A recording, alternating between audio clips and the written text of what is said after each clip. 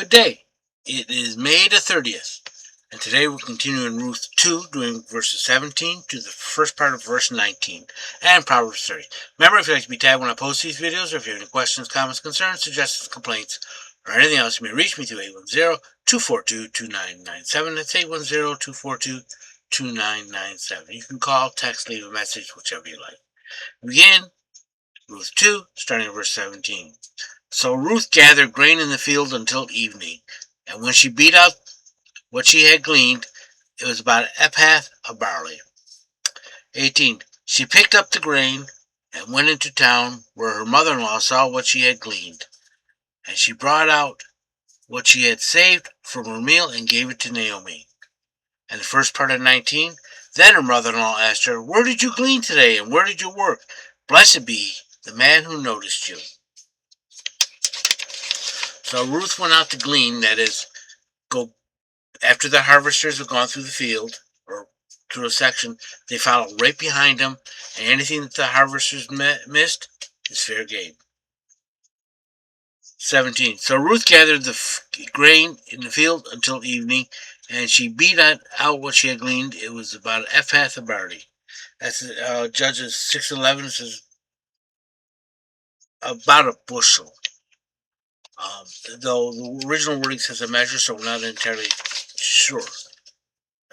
Probably weighed about 8 pounds or so. Verse 18. She picked up the grain and went into town, where her mother-in-law saw what she had gleaned, and she brought out what she had saved from her meal and gave it to Naomi. She's taking care of her mother-in-law. Gave her the meal, part of the meal, and what she gleaned, which is hard work, by the way. First part of 19. Then her mother-in-law asked her, "Where did you glean today? Where did you work? Blessed be the man who noticed you." She's blessing the man, and she doesn't even know who she is right now. Who he is right now, I should say. Because he obviously was very generous. Proverbs 30. The word of Agar, the son of Jakeh, the burden, the man saith unto Ithiel and Ukal. 2. Surely I am brutish and unlike a man. That means he acts like an animal. Doesn't understand anything. Reacts as an animal does not think things through. And have not the understanding of a man. And have not learned wisdom. In other words, he doesn't know what's going on. That I should have the knowledge of the Holy One, or the Kadosh. He has no religious training. 4. Who has ascended up into heaven and descended? Who has gathered the winds in his fist? Who has bound the waters in his garment? Who has established the ends of the earth? What is his name, and what is his son's name, if thou knowest? So he does not know these things.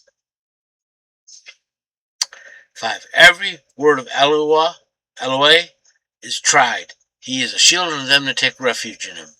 His word is tested, tried, and never proven false or inaccurate. And he will protect those who trust in him.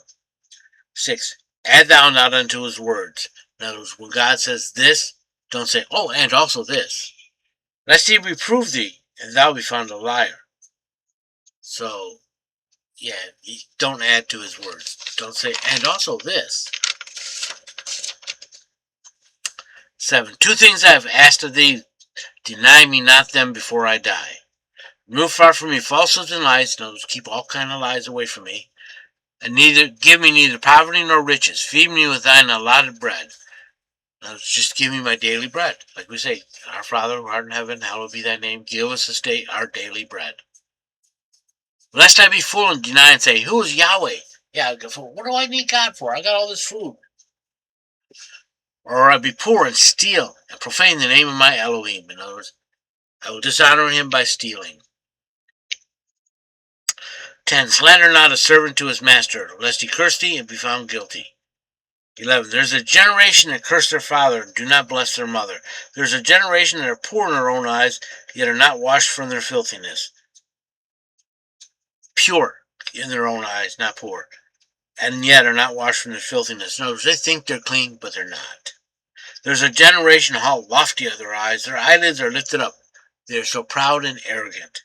There's a generation whose teeth are as swords, whose great teeth are as knives to devour the poor from off the earth, and the needy from among men. So they destroy the poor and the helpless and the needful. 15. The horse leech has 2 daughters. Give, give.